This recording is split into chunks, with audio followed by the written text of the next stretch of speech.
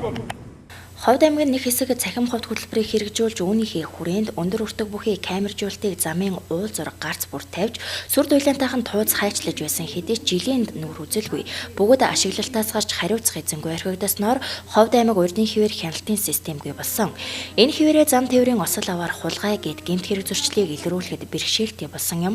Тэгвэл хүн ардынхаа амар тайван амьдрах орчин нөхцөлийг бүрдүүлж айдасгүй хотод аж төрөх боломжоор хангах гэмт хэрэг зөрчлийг илрүүлэх багасгах зорилгоор Ховд хотын төв жаргалан цумыг камерын системд холбох зайлшгүй шаардлага байсан.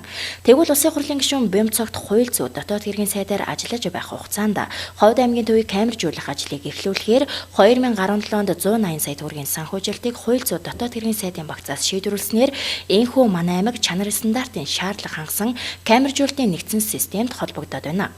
Телекамерын хяналтын нэгдсэн төвийн нээлтийн үйл ажиллагааг энэ сарын 1-ний өдөр зохион байгуулж, нээлтийн үйл ажиллагаанд Улсын хурлын гишүүн Бямцогт цагдаагийн газрын дарга цагдаагийн хурандаа Гамболд даргын зөвлөлийн гишүүд алба хаагчдын төлөөлөл болон аймаг орон нутгийн удирдлагыг тусгайлсан чиглэлүүд бүхий байгууллагуудын дарга нар оролцлоо. Ер нь бол камерын хяналттай болсноор Ховд аймаг бүрэн хяналттай болчих юм бол гэмт хэргийн гаралт нэлээд хэмжээгээр буурах.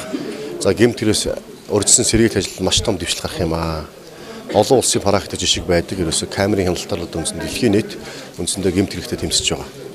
Тийм болохоор энэ ажлыг одоо хууль зүйн дотоод хэргийн сайд байхдаа Ховд аймагт бас эхлүүлье гэдэг ажлыг санаачилж өнгөрсөн онд 180 сая төгрөг хууль зүйн дотоод хэргийн сайдын багцаас Ховд аймгийн цагдаагийн газарт хуваарлж энэ хүрээнд зөвхөн одоо хяналтын пункт буюу одоо энэ хяналтын төвийн энэ серверийн ажлыг хийх ёстой байсан. Харин одоо гүйцэтгэж компани өшөө сайн хийж 29 камерыг хөдөлгөөнд болон хөдөлдөгөө одоо 29 камер тавьсан байна. 29 камераар Ховд аймгийн одоо гол уулзрууд гол одоо хүн ихтэй төвлөрөл ихтэй хэсгүүдийг одоо бүрэн камерын хяналтанд авсан. Үнэхээр одоо маш сайн камерууд тавигдаж одоо хяналтаа бол маш сайн тавих бололцоо боломж бүрдсэнийг та сая харлаа.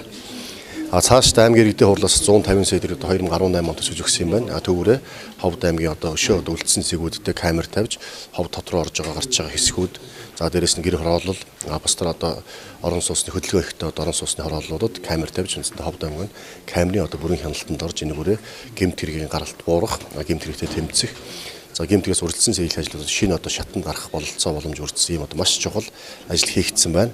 Энэ гүйцэтгэгч компаниас маш сайн хийсэн байна. Тийм болохоор сэтгэл хангалуун байна. Ховд аймгийн жаргалан цуманд замын 10 байршилд уулзуур дээр 30 камерыг суурилуулсан байна. Эдгээр камерыг суурилуулах гүйцэтгэлийн ажлыг харилцаа холбоо мэдээллийн технологи угсралтын компани хийж гүйцэтгэжээ. Эдгээр камераас 6 камер нь иргэдэг нэгтршил өндөртэй камер бол 23 камер нь хяналтын камер бөгөөд нэг уулзуур дээр 2-оос 4 ширхэг камер суурилуулсан байна. Мөн 4 км шилэн кабелийг Ховд цахилгаан түгээх станцтай хамтран хийж гүйцэтгэжээ. Жаргалан цумын хэмжээнд тавигдсан эдгээр 30 камерыг нэгдсэн серверт холбосноор аймгийн цагдаагийн газраас шууд хянахаараа онцлогтой юм а. За манай компани бас харилцаа холбоо мэдээллийн технологи угсралт суурилуул хийдэг компани байгаа. За сүүлийн 2-оос 3 сарын хугацаанд бас Ховд аймгийн жаргалан цумын цагдаагийн газар телехяналтын камерын системийг суурилуулах ажлыг хийж гүйцэтгэлээ. Тэгээд энэ ажлын хүрээнд бол одоо Ховд аймгийн жаргалан цумын 10 уулзуур дээр нийт 30 ширхэг камерыг суурилууллаа. За үүнээс бол 6 камер нь бол одоо хоолыг татдаг иргэдэг камерууд байгаа. Бусад 23 камер нь бол чиглэлтэй камерууд байгаа. За энэ камерууд маань болохоор өөрөө өдөр шөнийн одоо хасах 40 градус ажилладаг маш сайн чанарын камерууд байгаа. За бид хамгийн гол нь одоо энэ системийг суурилах явцад хийсэн дэвшил нь юу гэхээр энэ Ховд аймгийн цагдаагийн газар дээр төв хяналт удирдлагын серверийг суурилуулсан байгаа. Энэ сервер маань болохоор нийтдээ бол 128-аас 256 камерыг бол одоо багтаах хүчин чадалтай. Тэгэхээр энэ камерыг бол бид цаашаад өргөдгөх за бусад байгууллагуудын систем холбогдох бүрэн боломжтой байгаамаа. Тэгээ бид манай компани болохоор энэ Ховд аймгийн цагдаагийн газарт энэ системээ суурилуулад за энэ маань болохоор энэ Ховд аймгийн ард иргэдэд бас тус өгөөж өгөх хаа гэж бодож байгаа. Энэ ажлыг хийсэндээ маш их баярлж байна. Шинээр суурилуулсан энэхүү камерууд нь дүрс нэгтрэлийн хувьд өндөр чанартай өдөр шөнө айландаж гэрэлтүүлэх шаардлагагүйгээр өнгөтөр бичиж цаг агарын эрс тис нөхцөлд ажиллах бүрэн чадвартай.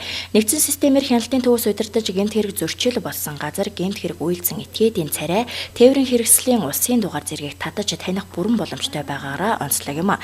Цаашид телекамерыг гудамж талбай дэм суурилуулах төлөвлөгөөтэй байна.